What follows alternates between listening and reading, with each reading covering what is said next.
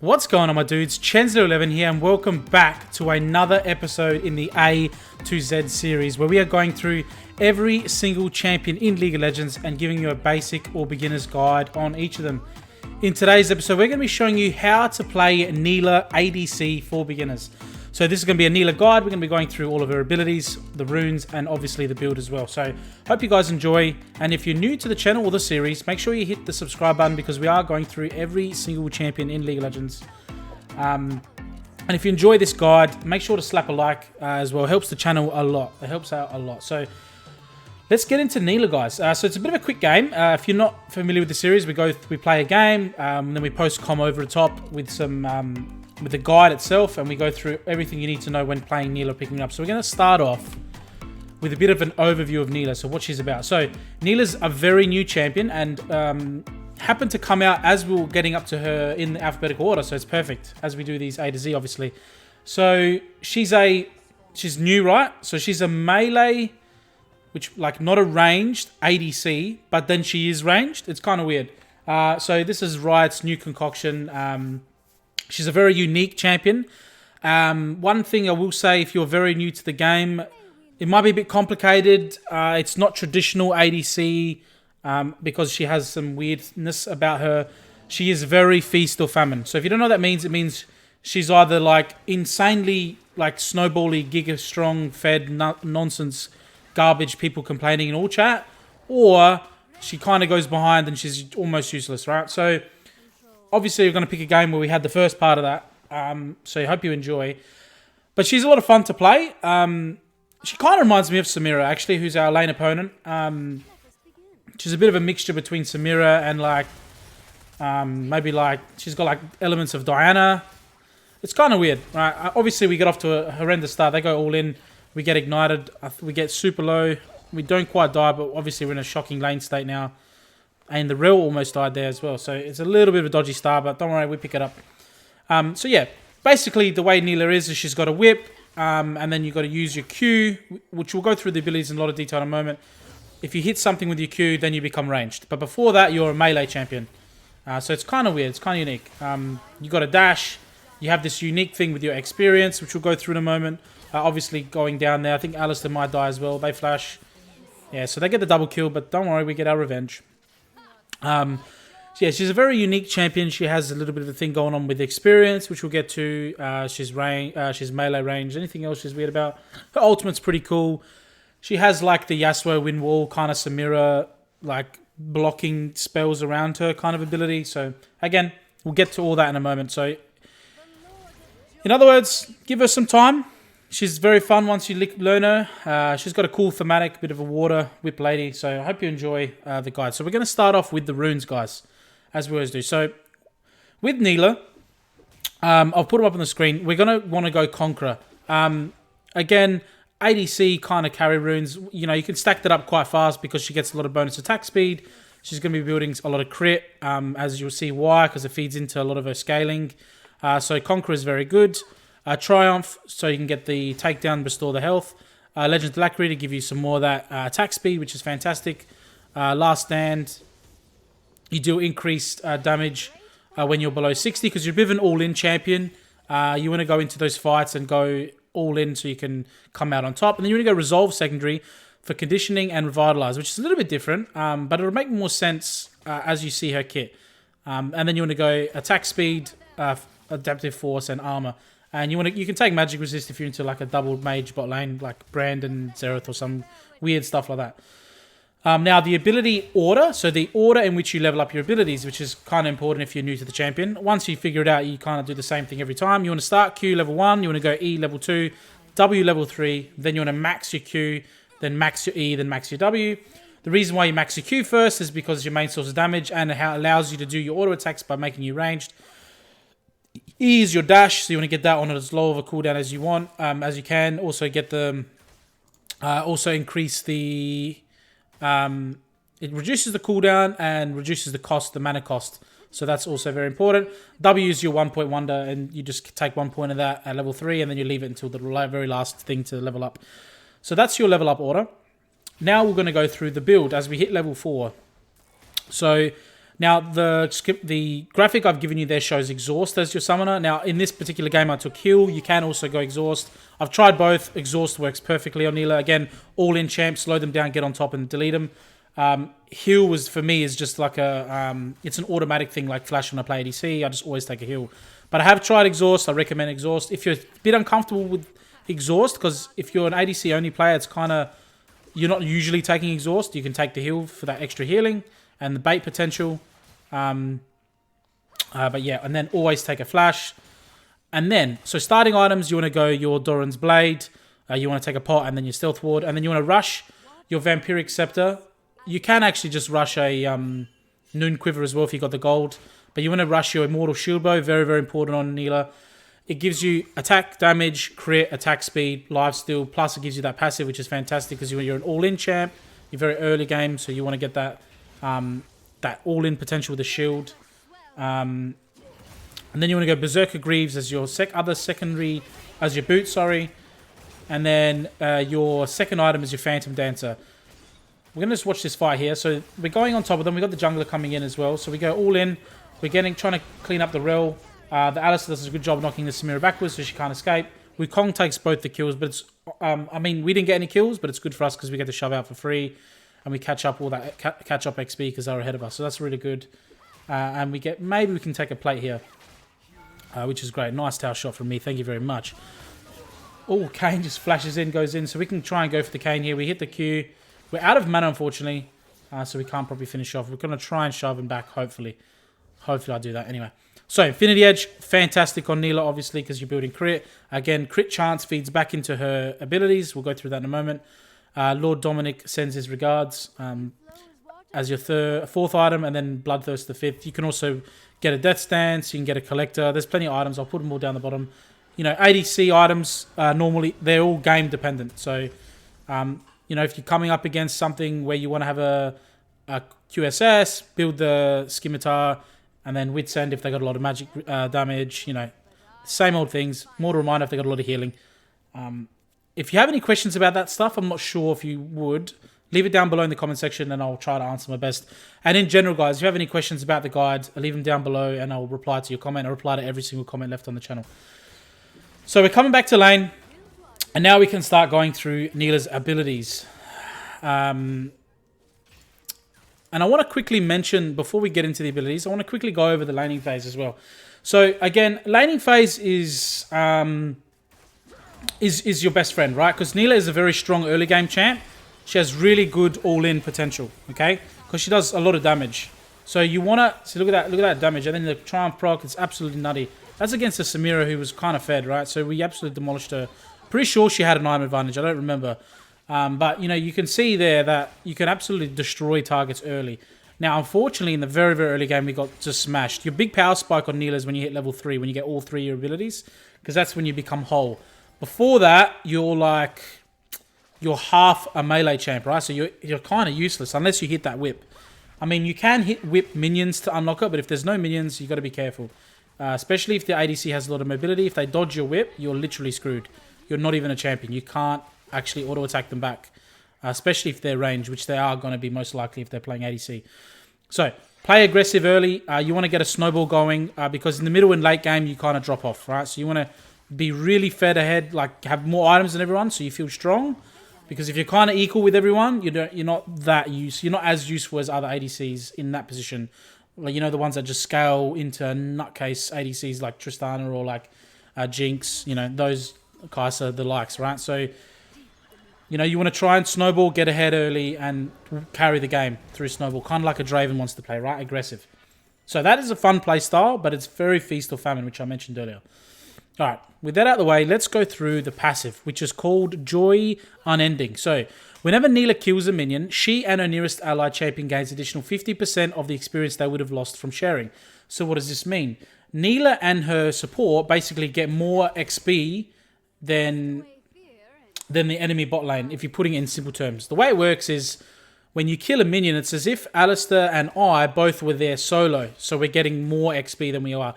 So what does this mean? It just helps with that identity of snowballing. You see that plus 11 XP. Whenever I kill a minion, it's a bad example because we're going in for the all-in.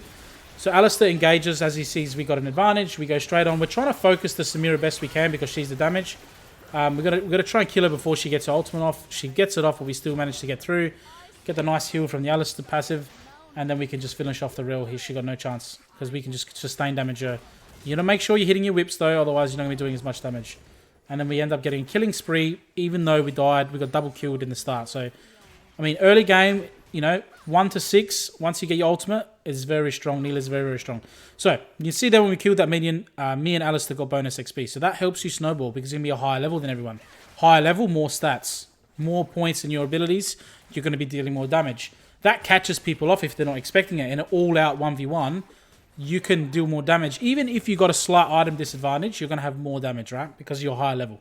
So keep that in mind. Now, whenever a nearby ally champion uses an ability that would heal or shield either Nilah or themselves, both they and Nilah receive a bonus amount equal to 7.5% of the healing or 15% of the shielding after a 0.5 delay. Bonus shielding lasts as long as the shield that triggers the effect up to a maximum duration of 4 seconds. So basically, if you're playing with the healing and shielding support, whenever they use the heal and shield, it goes back onto them for 15% of the effectiveness. So it's really, or 15 for shielding, 7.5 for healing. So again, really works well with the healing and shielding support, right? Knock her back. Beautiful. That's really good from the Alistair. She's going to take a tower shot. Maybe I can get in and clean up. So basically it means that she's really strong with healing and shielding supports, but she also works with engaged supports because of her playstyle. So it kind of works both ways. The perfect world is if you can get both into one, right? So if you can get someone that provides healing and shielding, but is also an engaging support. That's your perfect match. I can't think of an example on top of my head. Alistair has some sort of some healing in his built into his kit. Plus he's got the relic shield, obviously. So a little bit of healing, shared healing there as well. So that's also fantastic.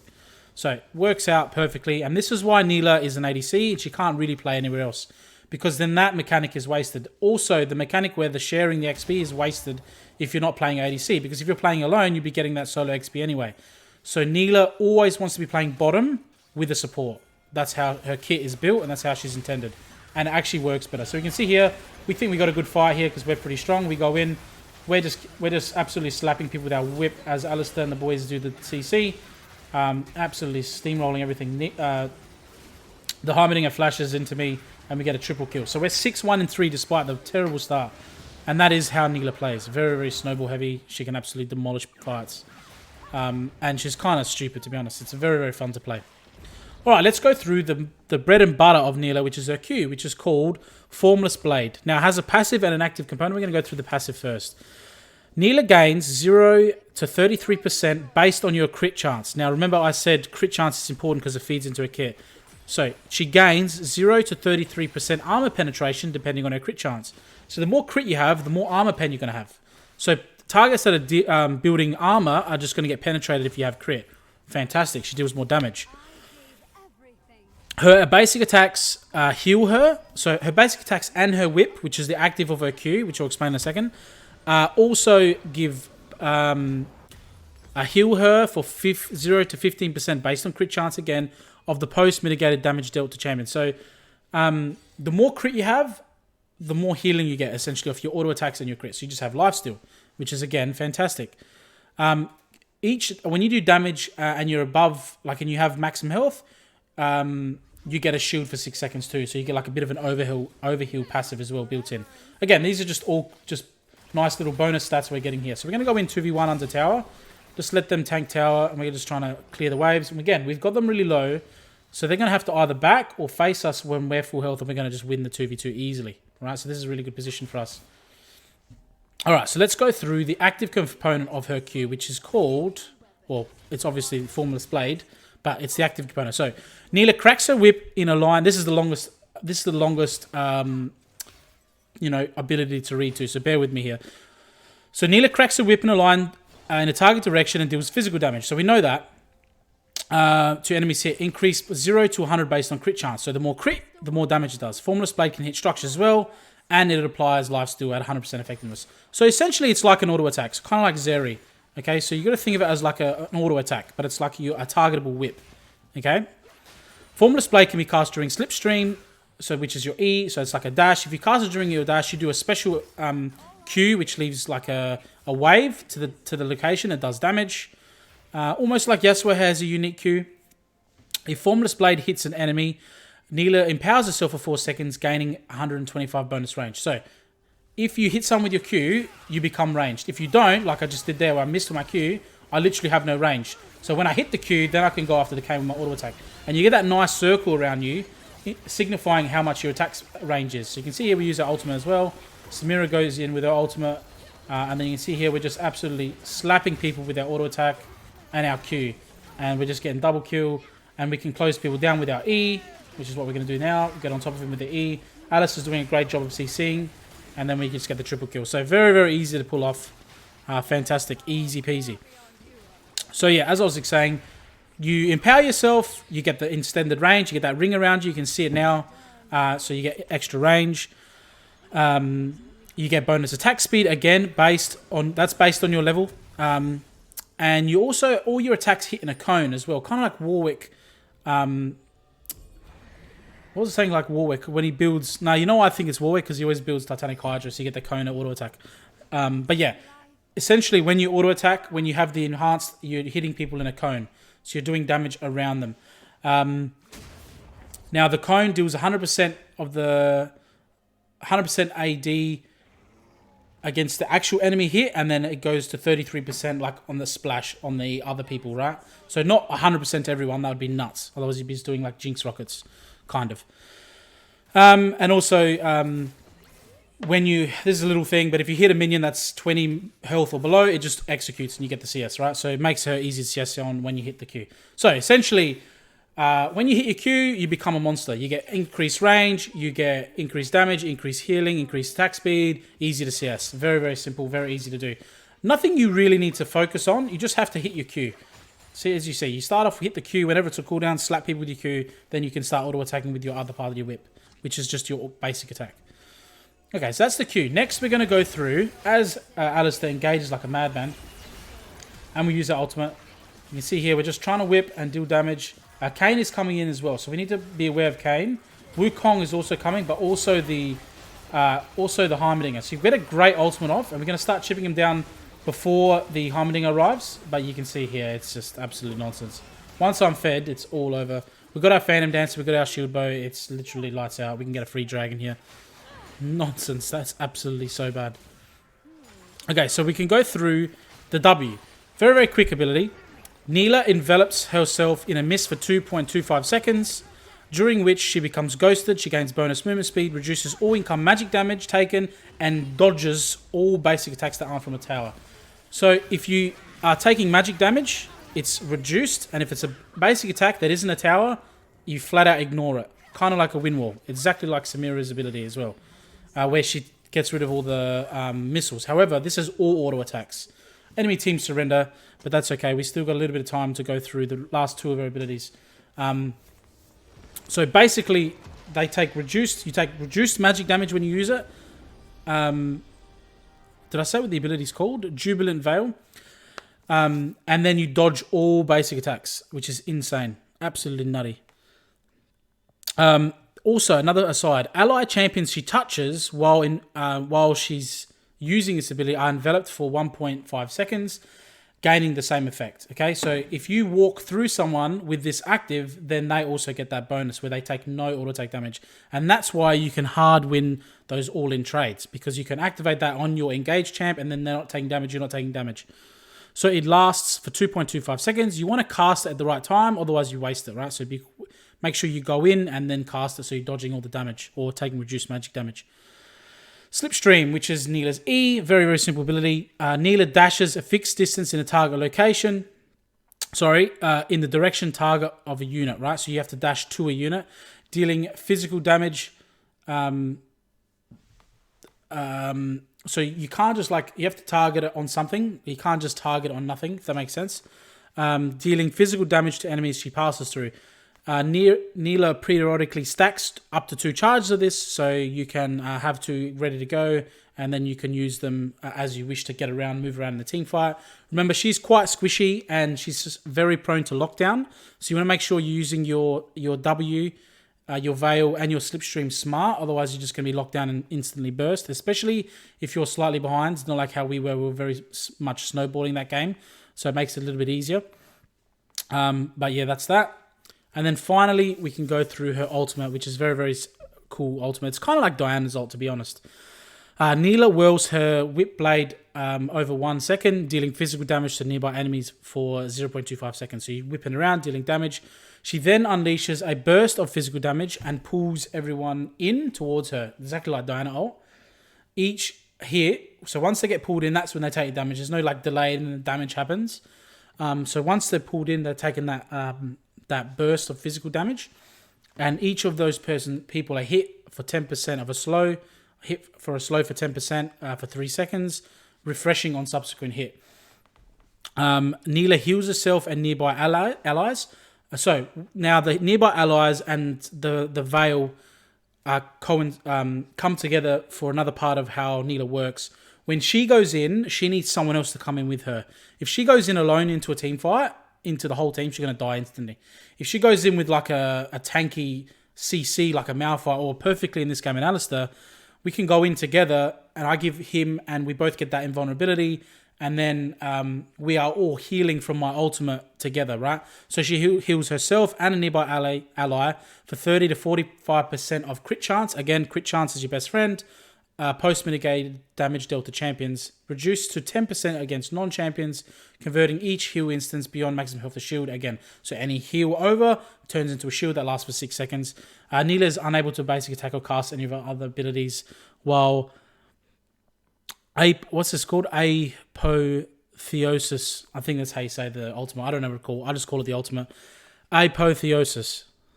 People in the comment section make fun of me of that one. But anyway, guys, that's all of Nilah's abilities. I hope it wasn't just 20 minutes of rambling. I hope you learned something. Remember, if you have any questions, leave them down below and I'll get to them as soon as I can. Thank you guys so much for watching. Remember, Nilah, get in hard, smash everyone, try and snowball the game as fast as you can. And that's what she's all about. And she's a lot of fun. Give her a go. Thank you guys all so much for watching, and I'll see you in the next one. Take it easy.